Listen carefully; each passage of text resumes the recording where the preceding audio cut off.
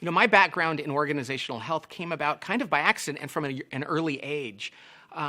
My dad, God rest his soul, was a great salesperson and did a great job for this company. His customers loved him, and he liked his work, but the company he worked for made it difficult for him. Management was really dysfunctional, and I didn't know what that meant. I was 9 years old, and my dad would come home from work and complain about what they were doing.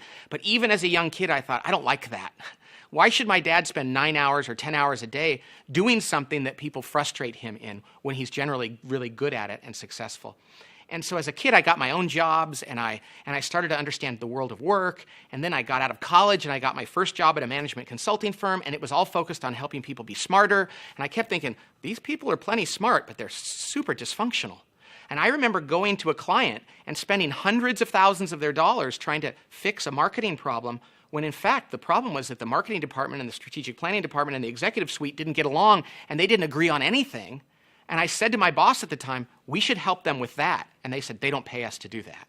And really at an early age in my career, I said, I want to do that.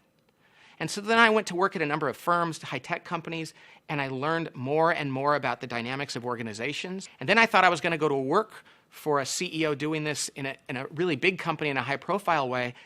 And that's when I had this great department that worked for me, and I said, let's start our own company.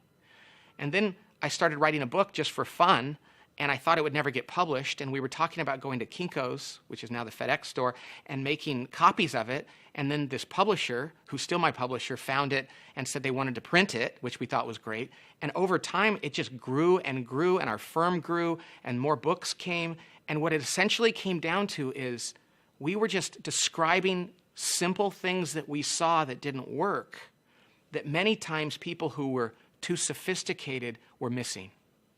And that's kind of how organizational health came about. It's been a great accident in some ways and a great blessing. And we feel like as the world gets more complex and complicated, returning to these simple truths is more valuable than it's ever been.